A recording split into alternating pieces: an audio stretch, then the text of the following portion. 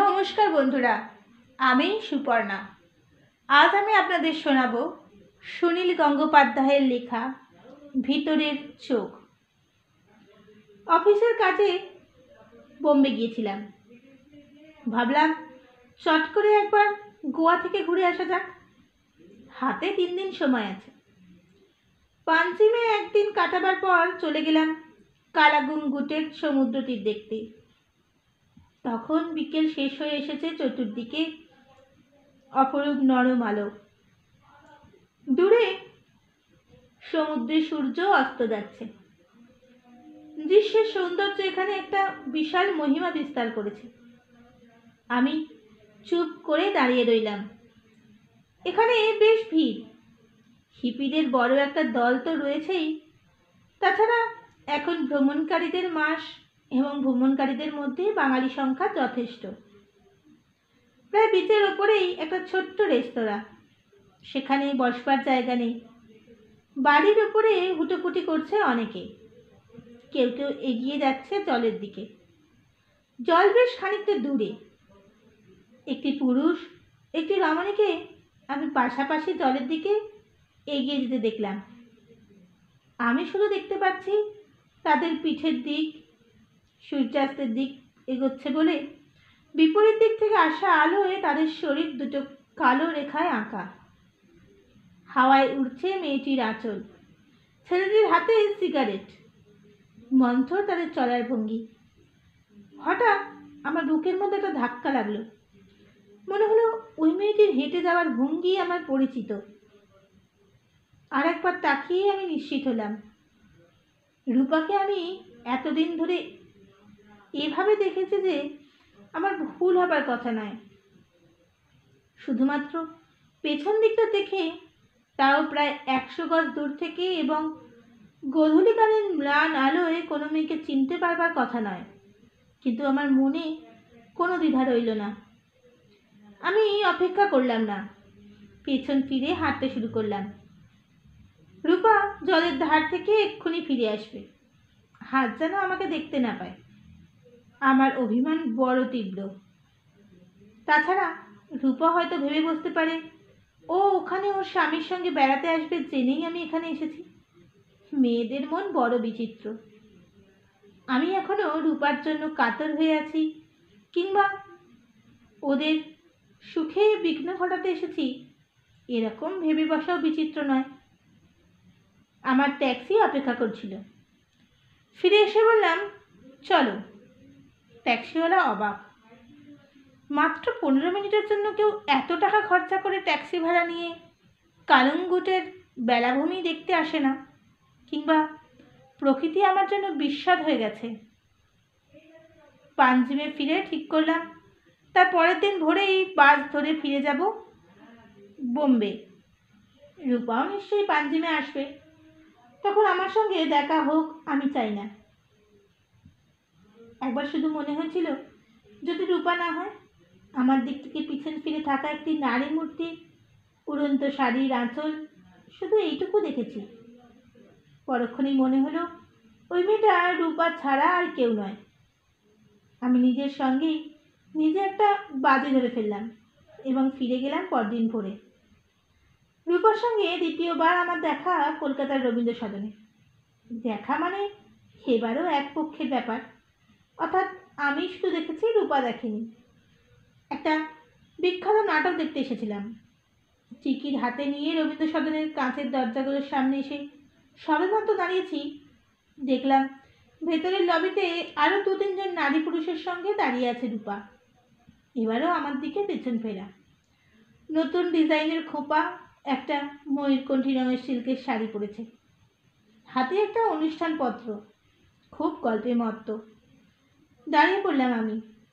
আর চিনতে ভুল হবার কোনো প্রশ্নই নেই। বিয়ের পর সামান্য একটু শারীরিক পরিবর্তন হয়েছে, আগের মতন ছিপছিপে ভাবটা আর নেই।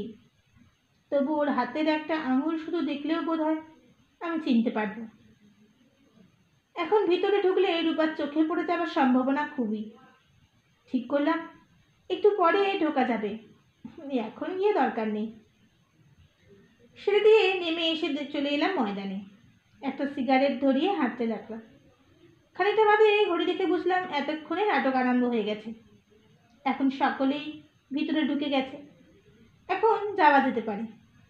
তবু আমার যেতে ইচ্ছা করলো না। মনে মনে একটা যুক্তি খাড়া করলাম।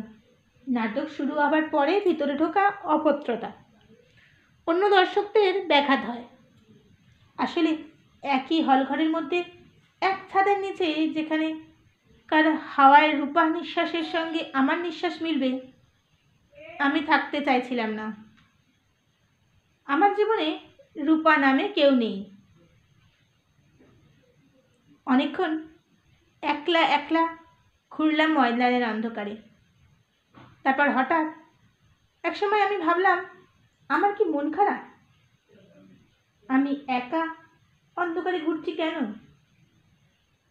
কথাটা ভেবেই আমার হাসি পেল। 2.5 বছর আগে বিয়ে হয়ে গেছে রূপার। এখনো সেই জন্য মন খারাপ করে করে ঘুরে বেড়াবার মতো নরম প্রেমিক তো আমি নই। এমনকি এই জন্য একটা থিয়েটারের টিকিট নষ্ট করাও কোনো মানে হয় না। অথচ রূপাকে দেখলেই আমার মনে একটা দুরন্ত অভিমান বোধ জেগে ওঠে। যুক্তিহীন এই অভিমান। রূপার বিয়ের আগে আমি তো জোর করে কিছু বলিনি। রূপাকে শুধু বলেছিলাম আরও কিছুদিন অপেক্ষা করতে। রূপা আমার জন্য অপেক্ষা করতে পারেনি। আমি তো নিজেই জানি ওর অনেক অসুবিধা ছিল।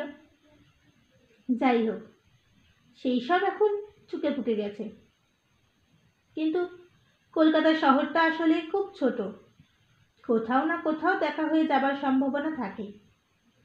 আমাকে অবশ্য চাকরির জন্য প্রায়ই কলকাতার বাইরে থাকতে হয়। রূপার স্বামীও বদলির চাকরি করে শুনেছি। কিছুদিন পরেই রূপাকে আর একবার দেখলাম। এইবার রূপাও আমাকে দেখেছে, তাও 2-1 পলকের জন্য মাত্র। আমার এক বন্ধুকে ট্রেনে তুলতে দিয়ে গেছিলাম হাওড়া স্টেশন। প্ল্যাটফর্মে প্রচুর ভিড়, কিন্তু ব্যস্ততা কেউ ছিল না আমাদের। সিট রিজার্ভ করাই ছিল। আমি আর অসিত পাশাপাশি হাঁটছিলাম। অসিতের সঙ্গে ছোট সুটকেস, কুলি নেওয়ার দরকার ছিল না। হঠাৎ একটি কামরা জানলা দিয়ে চোখ পড়ল। রূপা বসে আছে জানলার ঠিক পাশেরটিতেই। একেবারে চোখাচোখি হয়ে গেল। চোখের পলক পড়তে বোধহয় একটু দেরি হয়েছিল, কিন্তু আমি থামিনি। এগিয়ে গেলাম। রূপা কি আমাকে চিনতে পেরেছে? যদি অন্যমনস্ক থাকে তাহলে লক্ষ্য না করতেও পারে। হঠাৎ রূপার দিকে আমার চোখ গেল কেন? অসিতের সঙ্গে কথা বলায় ব্যস্ত ছিলাম, কোনো দিকে তো আগে তাকাইনি। অবশ্য মেয়েদের দিকে চোখ আপনিই চলে যায়। কিন্তু রেলের এতগুলো কামরায় আর কোনো জানলার পাশে আর কোনো মেয়ে কি বসেনি? অসিত জিজ্ঞাসা করলো, মেয়েটিকে চেনা চেনা মনে হলো না? আমি কথা ঘোরাবার জন্য বললাম, কে? ওই সামনে যিনি যাচ্ছেন লম্বা মতন। অসিত বলল, না, ওই যে জানলায় যাকে দেখলাম। কারোর চোখের দিকে ঠিক তাকিয়ে আমি মিথ্যে কথা বলতে পারি না, তাই সিগারেট ধরাবার ছলে মুখ নিচু করে বললাম, আমি ঠিক লক্ষ্য করিনি। অসিতের সংরক্ষিত আসন সহজেই খুঁজে পাওয়া গেল। আমরা দুজনে কামরায় উঠে বসলাম। ট্রেন ছাড়তে এখনো মিনিট 15 দেরি আছে।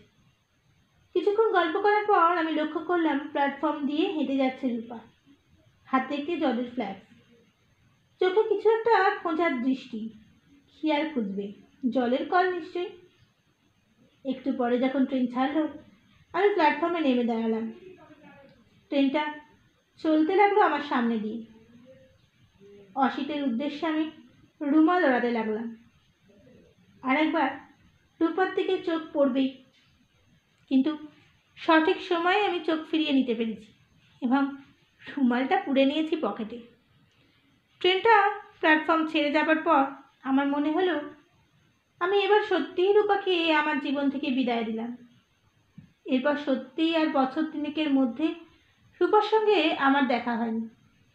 সময় অনেক কিছু ম্লান হয়ে যায়, কত গাছের পাতা ঝরে পড়ে, এই চোখে পুরনো হয়ে যায় পৃথিবী। অনেক গুরুতর মান অভিমানও হয় অতি সামান্য। অফিসের কাজে গিয়েছিলাম দিল্লিতে, উঠেছি হোটেলে। সারা দিন বহু অকিঞ্চিতকর লোকের সঙ্গে দেখা করার কাজ। অকারণ ভদ্রতার হাসি দিতে দিতে চোয়াল ব্যথা হয়ে যায়। পরদিন খুব ভোরে উঠে হোটেলের জানলা দিয়ে বাইরে তাকিয়ে দেখি কি যেন একটা পুজোর প্যান্ডেল সেখানে। এর মধ্যে পরিচ্ছন্ন পোশাকের অনেক নারী পুরুষের ভিড়। দুম করে মনে পড়ে গেল আজ সরস্বতী পুজো। আমার খেয়ালই ছিল না। খুব ছেলেবেলা থেকে আমি সরস্বতী পুজোর দিনে অঞ্জলি দিয়ে থাকি। সেই ছেলেবেলায় যখন নিজেরাই পুজো করতাম তখন তো আমার মেনে চলতাম খুব। ছেলেবেলার অনেক কিছুই আর নেই, শুধু এই অভ্যেসটা রয়ে গেছে। চা খেলাম না। ভাবলাম এত কাছেই তখন পুজো, তখন অঞ্জলি দিলেই হতে হয়। সরস্বতীর সঙ্গে এখন আর কোনো সম্পর্ক নেই। খবরে কাগজ আর ইংরেজি গোয়েন্দা কাহিনী ছাড়া কিছু পড়ি না। তবু পুরনো অভ্যাসটা খোঁচা মারতে লাগলো। ধুতি টুটি নেই, প্যান্ট শার্ট পরেই চলে গেলাম পুজো প্যান্ডেলে। এখানে কারুকেই চিনি না, তবু বাঙালিদের ব্যাপার নিজেকে খুব একটা বহিরাগত মনে হয় না। ভিড়ের মধ্যে দাঁড়িয়ে অঞ্জলি দিচ্ছিলাম। পাশ থেকে একটা সুগন্ধ পেলাম, ফুলের নয়, কারুর চুলের, অনেক কালের চেনা গন্ধ। লাল পেরে গরদের শাড়ি পরে দাঁড়িয়ে আছে রূপা। হাতের ফুলগুলি ছুঁড়ে দিয়ে আমার দিকে তাকিয়ে জিজ্ঞাসা করলো, কেমন আছো? পুরনো অভিমান টভিমান সব মরে গেছে। আমি হাসি মুখে বললাম, ভালো। তুমি কেমন? রূপা বলল, চা খাওনি নিশ্চয়ই? তুমি তো অঞ্জলি দেবার আগে কিছু খেতে না। মনে আছে? সব মনে আছে। আমার বাড়ি কাছেই, আসবে? এর আগে রূপাকে দেখলেই এড়িয়ে চলে গেছি। আজ এই সকালবেলায় প্রসন্ন আলোয় আমার বাল্যকালের বান্ধবীকে দেখে মনের মধ্যে আর কোনো রাগ দুঃখ অনুভব করলাম না। মনে হলো এই রোদ হাওয়া ও শিশুদের কলরবের মতন সব কিছু স্বাভাবিক। পুজো প্যান্ডেল থেকে বেরিয়ে এলাম দুজনে। জিজ্ঞাসা করলো, তোমার স্বামী আসেনি? না, এখনো ঘুম ভাঙেনি। কয়েক পা নিঃশব্দে চলার পর কিছু একটা বলবার জন্য আমি বললাম, কতদিন পর দেখা? প্রায় 6 বছর তো হবেই। কি বলো? রূপা বলল, কেন? এর আগে তো আরও দেখা হয়েছে। রূপার চোখ থেকে চোখ সরিয়ে নিয়ে আমি অবাক হবার ভান করে বললাম, কোথায়? রূপা হাসল, বলল, কেন? আমার বিয়ের কয়েক মাস পরেই গোয়ার কালাঙ্গুট বিচে তুমি ছিলে না? চমকে উঠলাম।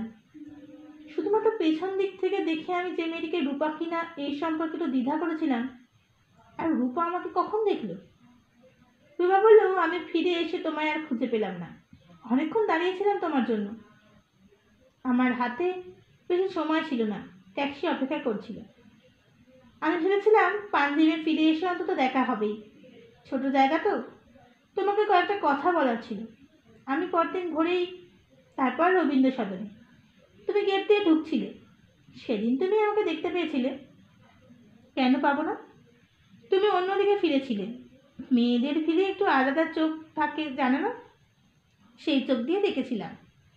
তুমি গেট ঠেলে ঢুকতে গিয়েও ঢুকলে না। আমি ভাবলাম কিছু একটা বোধহয় ফেলে এসেছো। আমি তোমার জন্য বাইরে দাঁড়িয়েছিলাম অনেকক্ষণ। নাটক শুরু হয়ে গেল, তবু আমি ভেতরে ঢুকিনি। কিন্তু তুমি এলে না। আর কোনো মিথ্যে অজুহাত দিতে ইচ্ছা করলো না, তাই চুপ করে রইলাম। রূপা আবার বলল, তারপর একদিন হাওড়া স্টেশনে আমি জানলার ধারে বসে। সেদিন মনে হয় তুমি আমাকে দেখতে পাওনি না? মৃদু গলায় বললাম, পেয়েছিলাম। তবু তুমি আমার সঙ্গে কোনো কথা বললে না কেন? চেনা কারোর সঙ্গে দেখা হলে বুঝি চোখ ফিরিয়ে চলে যেতে হয়? না, ঠিক তা নয়। তারপর আমি প্ল্যাটফর্মে নেমে তোমাকে খুঁজলাম। গাড়ির ছায়ার আগে পর্যন্ত দাঁড়িয়েছিলাম। কেন দাঁড়িয়েছিলে রূপা? আমি ভেবেছিলাম ওই সব সময় তুমি কোনোবারই আমাকে দেখতে পাওনি, তাই আমি। রূপা খুব নরমভাবে বলল, কেন এরকম ভাবলে? আমি তোমায় না দেখে পারি? আমি রূপার চোখের দিকে স্থির দৃষ্টিতে তাকালাম। সত্যি, আজ কোনো রাগ আর অভিমান নেই। রূপা আজ এই সকালবেলাটার মতোই সুন্দর। আজকের সকাল শুধু আজকেরই সকাল। রূপা আবার বলল, তুমি একসময় আমাকে অপেক্ষা করতে বলেছিলে, আমি তখন পারিনি। তারপর তোমাকে যখন দেখেছি গোয়ার সমুদ্র ধারে, রবীন্দ্র সদনে, হাওড়া স্টেশনে, আমি তোমার জন্য অপেক্ষা করে থেকেছি।